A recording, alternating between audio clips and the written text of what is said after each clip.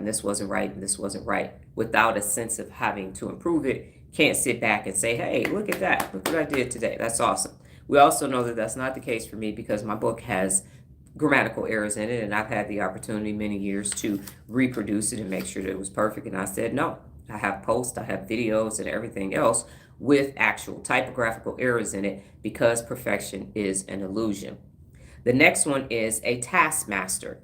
And so determined to make sure to make you work as hard as possible, and success at all costs is the goal. So you're going to work as hard as possible and success at all costs. And I have a business 101 that says getting anything at all costs is too costly. So at some point, there has to be a voice of reason that says, hold up, wait a minute, this is going to cause problems down the line.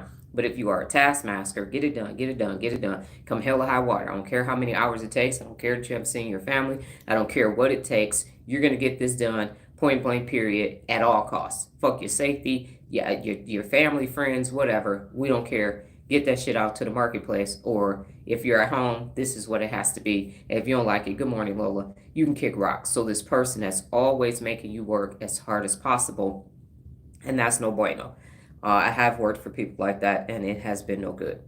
The next one is the guilt tripper. So this critic is stuck in the past, and they're unable to forgive for the wrongs that you have done or for the people that you have hurt. So this person, everybody has one. I won't say everybody, but the majority of people have one. Well, I remember when you was in the 10th grade and you took that money from JA. And I remember when you beat your cousin up and now they got a scar on their face. So that person, the guilt tripper, is always reminding you. It's in your head, but it's always reminding you that you did something. And so you should still feel bad for something that took place in the 3rd grade, 1972. The Underminer. Now, this inner critic will do anything to undermine your self-confidence in an effort to stop you from taking risk. This inner critic will do anything to undermine your self-confidence in an effort to stop you from taking risk. So that's what happens every day when the looky-loos come on here and I say vote in the poll question. I say comment, I say answer the question. The underminer is telling you, don't do that. Don't type that. No, don't do that. No, don't take no risk. Don't do that. So for all of you who come here daily and look and do absolutely nothing, you're allowing your inner critic to win and you're not taking risk or doing anything. You just want to make sure that you just stay right here. You're going to listen, but you're not going to do anything I said, and you're not going to apply it. You're not going to wire new neural pathways to your brain or anything. You're just going to sit and look like the ops. And that's it. The destroyer is the next one. Now, this is the most destructive inner critic and is frequently the result of childhood trauma responsible for shaming you. So if you have any childhood trauma whatsoever, the destroyer is going to be there and it is going to make sure that it shames the shit out of you. I will take a break for this. About 3 days ago, I mentioned my mother still in my medication when I had my outpatient, my surgery that went left, and my stepfather and his 4 years worth of the assaults. And so that showed up. I made it a highlight, and I made it a highlight. Obviously, it was on the live. So I made it a highlight.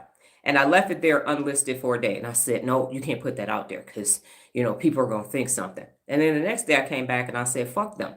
And I realized in that moment that I was still trying to protect them when none of them protected me. And so I said, everybody needs to fucking know. If you come on my page and you happen to watch that highlight, you need to know how terrible these people were because it was the truth. So in that moment, I had to check myself and say, oh, that's going to make them look bad. Those motherfuckers made me feel bad for decades, but I'm worried about their reputation. I'm the youngest in the household. I'm the youngest in the family. I'm my mother's namesake. And she did those cruel things to me. And now I'm trying to protect her because that's what the abusers do. That's what addicts do. Keep our secrets. And they have a saying in Al-Anon, you as sick as your secrets. You as sick as your secrets. And so no, the destroyer is not going to have me not tell my truth. It's factually based. I'm a creditable person. Why would I lie? Why would I wait till 51 years old to say something and then it not be true? It's 100% true. But they, in that toxic gaslighting situation, made it seem like, you just be quiet. Why would I be quiet? I'm not about to let your shame. People use shame as a weapon consistently so they can keep doing the exact same thing. So now this shit is out in the open. It's on the internet. Whoever sees it because the shit is the truth.